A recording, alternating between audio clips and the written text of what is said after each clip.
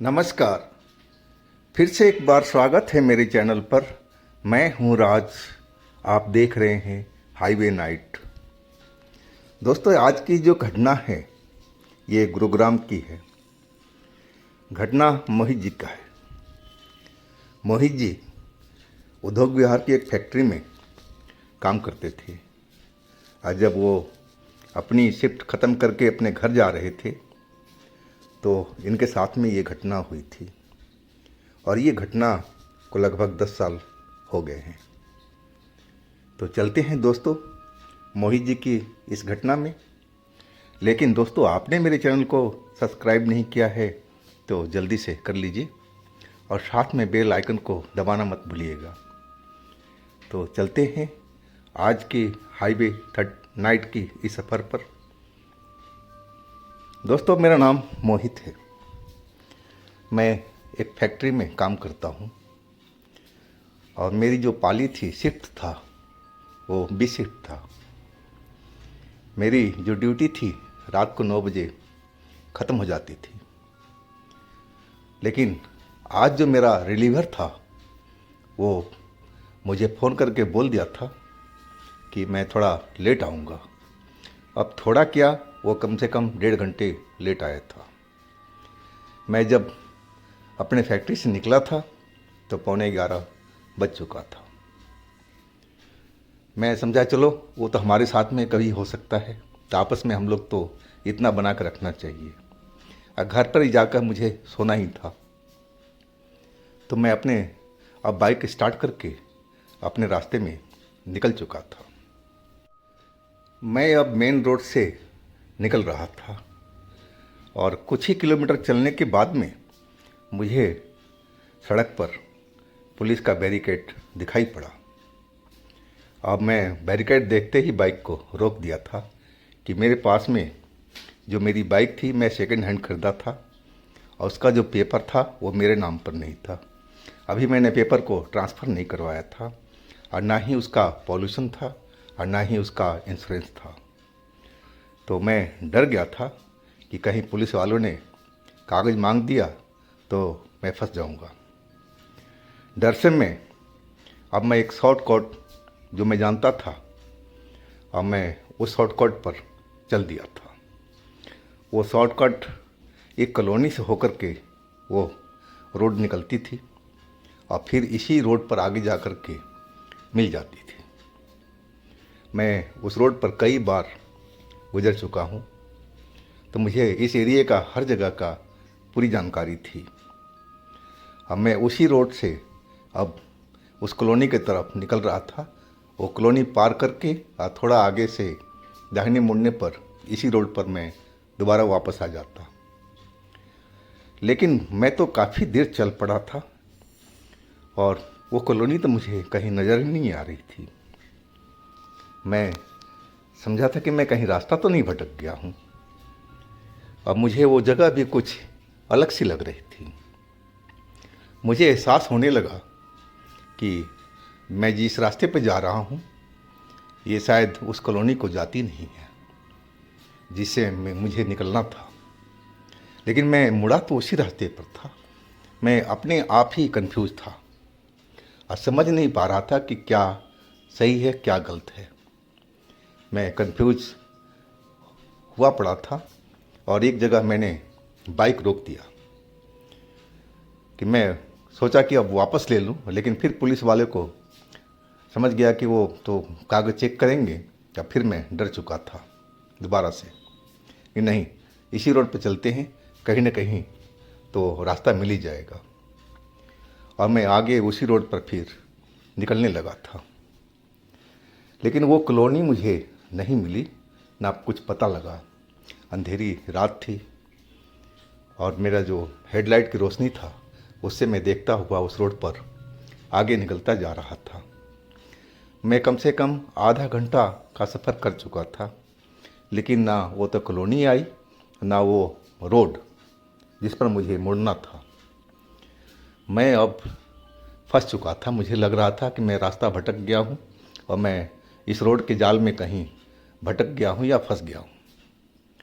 अब मैं सोचने लगा कि क्यों ना हम वापस उसी रोड पर जाएं। ज़्यादा से ज़्यादा क्या होगा, पुलिस वाले चालान तो करेंगे, पैसे ही तो लेंगे। अब फिर मैं वापस हो लिया था, इतना कुछ होने के बाद में, इतना दूर आने के बाद में, क्योंकि मुझे वो रास्ता मिल ही नहीं रहा था और ना कोई मुझे इंसान दिखाई पड़ रहा था कि ताकि मैं उनसे कुछ मदद मांग सकूं, रास्ता का पता कर सकूं। अब फिर मैं वापस उसी रोड पर मुड़ गया था, लेकिन अब मुझे वो मेन रोड भी नज़र नहीं आ रही थी और आधा घंटा फिर मैं चल चुका था, लेकिन मैं उस रोड के जाल से बाहर नहीं निकल पा रहा था। पता नहीं रोड ये मुझे कहाँ ले जा रही थी। मैं अब निराश हो गया था कि कहीं मुझे सारी रात इसी रोड पर भटकना न पड़े। और बाइक में मैं देखा था कि अब मेरी जो बाइक की तेल था, पेट्रोल था, वो रिजर्व में आ चुका था। अगर ऐसे ही मैं चलता रहा तो मैं तो कहीं फंस जाऊंगा, मेरी बाइक भी बंद हो जाएगी। और एक जगह मैं अपना बाइक खड़ा करके कुछ अंदाज़ा करने लगा था, लेकिन अंधेरे में मुझे कुछ सही से समझ में नहीं आ रहा था कि मैं हूँ तो कहाँ पर हूँ। अब मैं उसी जगह पर खड़ा किसी आने को इंतज़ार करने लगा था कि कोई ना कोई तो इस रोड पर गुजरेगा। और करीब आधे घंटे के बाद में मुझे एक आदमी आता हुआ दिखाई पड़ा। और जब वो नज़दीक आया तो मैंने देखा कि वो करीब 50-55 साल का एक बुजुर्ग अंकल थे, सफ़ेद कपड़ों में, अपने मस्त चाल से चलते हुए जा रहे थे आगे की तरफ।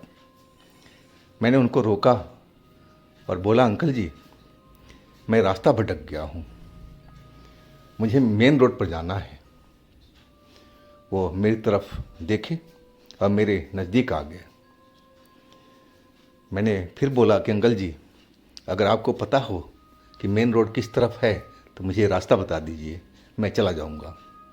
मैं काफ़ी देर से इस रोड पर फंसा हुआ हूँ, मुझे निकलने का रास्ता ही नहीं मिल रहा कि रोड, मैं जिधर जा रहा हूँ और उधर ये रोड लंबा होता चला जा रहा है। मैं बुरी तरह से फंस चुका हूँ इस अंधेरे में। वो अंकल मेरी तरफ मुस्कुराते हुए बोले, बेटा, तू दूसरा आदमी है। पहले आदमी को मैं करीब आधा घंटा पहले छोड़ के आया हूँ मेन रोड पर। क्या तुम लोगों को पता नहीं है?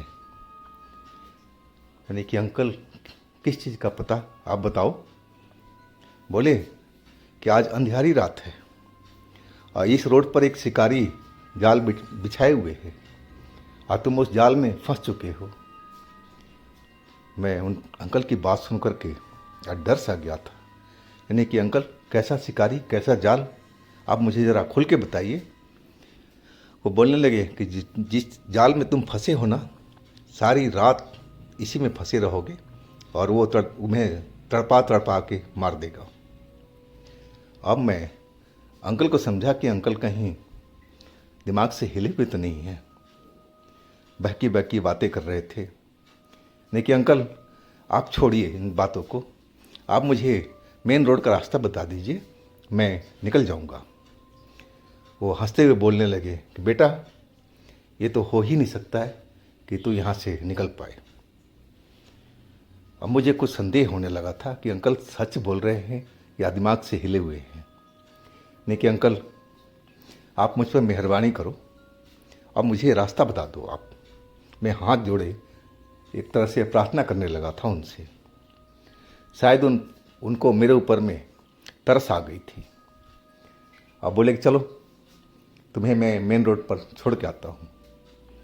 और मेरी बाइक पर पीछे बैठ गए और जिधर वो बता रहे थे और उसी रोड पर मैं चलता हुआ जा रहा था। अब मुझे एहसास नहीं हो रहा था कि मेरे पीछे कोई बैठा हुआ है। अंकल तो वज़न काफ़ी लग रहा था, हष्ट-पुष्ट थे, लंबे थे, लेकिन बाइक तो मेरी बिल्कुल हल्की सी चल रही थी। मैं तो पहले ही काफ़ी उलझा हुआ था, दिमाग तो मेरा बहुत टेंशन में था। मैं इस भूल भुलैया रोड में फंसा हुआ था। अब मैं जल्दी से जल्दी इस रोड से बाहर निकलना चाहता था, तो मैं इस चीज़ पर ज़्यादा ध्यान नहीं दिया और मैं अब रोड जो था चलता जा रहा था। अंकल बता रहे थे और मैं उसी रास्ते पर निकलता जा रहा था। और थोड़ी ही दूर पर चलने के बाद में मैं मेन रोड पर वापस आ गया था। अब मैं जिधर से मुड़ा था ये वही रोड था। अब मेरे आगे में वो पुलिस का बैरिकेड मुझे दिखाई पड़ रहा था।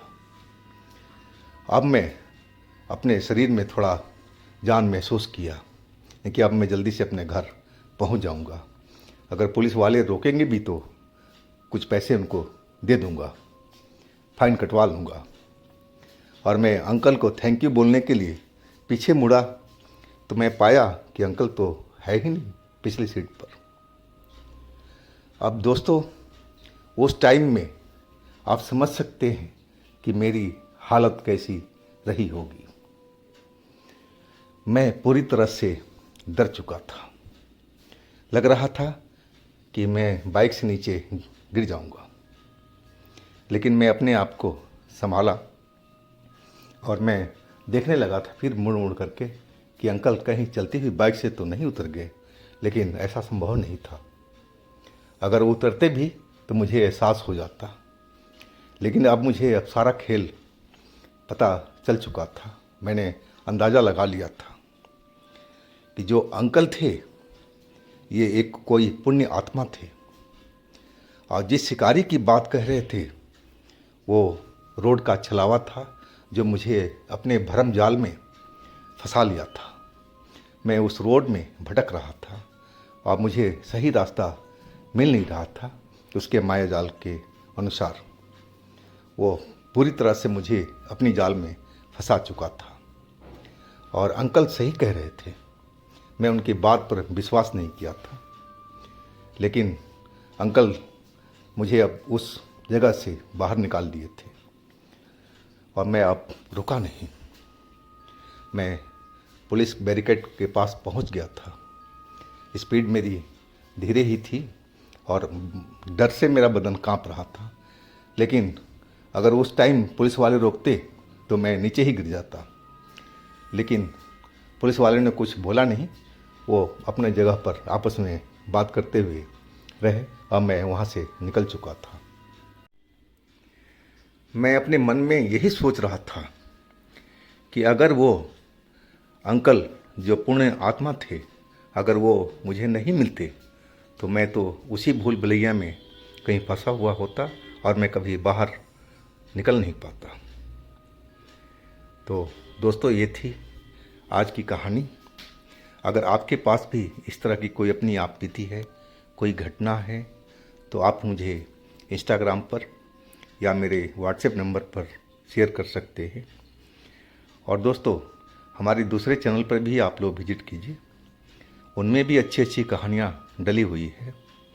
लिंक मैं नीचे डिस्क्रिप्शन बॉक्स में दे रखा हूँ, तो एक बार आप लोग ज़रूर विजिट कीजिएगा। और मेरे इस चैनल को भी सब्सक्राइब कीजिएगा, लाइक कीजिएगा, शेयर कीजिएगा। फिर हम मिलते हैं दोस्तों अगले दिन एक नई कहानी के साथ में, नई घटना के साथ में। आप लोग अपना बहुत ही ख्याल रखिएगा। नमस्कार।